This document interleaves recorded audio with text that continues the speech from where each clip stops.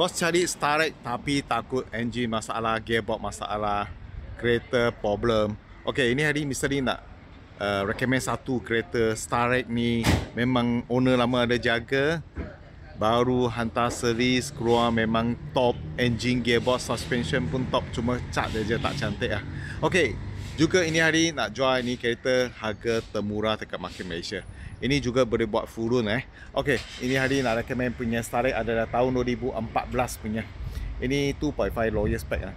Owner lama sudah convert ke baru punya muka nampak grill besar punya. Ini grill lebih kurang 2017 baru keluar punya. 17 ke 18 baru keluar ini grill, ini muka Okay, ini hari Mr. Lee nak jual harga 33,800 sajalah.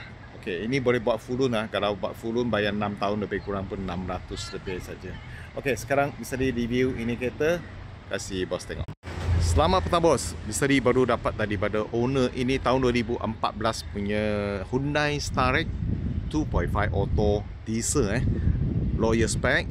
Muka sudah tukar ke 2018 punya muka. Nampak lebih cantik, garang macam Alphard Okay, ini hari Mr. Lee nak jual harga termurah dekat market Malaysia 33,800 saja Kereta jual murah, bukan ada masalah. Owner baru servis ini kereta, memang cun cantik. Mr. Lee suruh bawah dia punya turbo memang cun lawa, tak ada masalah.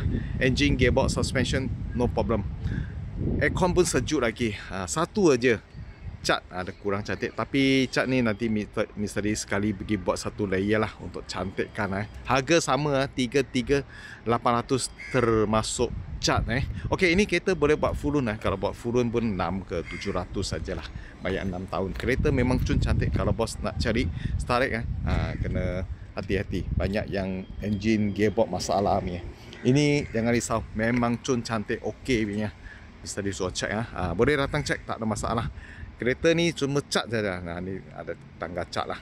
Buat satu layer untuk kasih bos 33,800 termasuk cat sudah masuk cat punya wang lah 33,800 boleh dapat ni 2014 punya Hyundai Starrett kereta lawyer spec dengan muka sudah convert ke muka baru muka baru. Ini adalah 2018 punya muka. Grill banyak besar punya. Okey, kata tayar tayar ni lebih kurang ada 70% tebal nampak.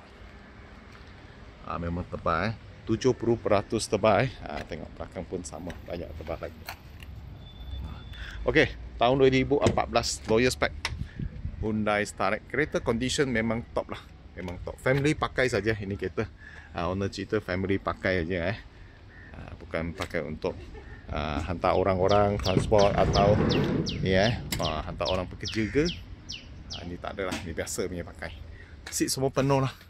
Daripada ada 3 barisan seat. Ni semua penuh punya seat. Okay. Kalau interior masih okey lah, pada kata masih okey. Cat saja ada kurang cantik. Nanti bisa dibuat lah. Harga 33,800 termasuk cat jadi 33,800 saja. Tak ada processing fee, cuma tampak 400 untuk tukar milik dengan inspection. Itu saja tak ada processing fee Buat full run boleh tak ada masalah. Bulanan 6 ke 700 bayar 6 tahun sajalah. Kalau bos minat ini kereta cepat contact Mr. Lee. Setiap hari Mr. Lee akan post 2 video. Tolong bos dapatkan kereta terpakai harga termurah dekat Malaysia. Silahkan Mr. Lee punya video. Kurang-kurang boleh dapat kereta yang bos suka lah. Thank you bos support.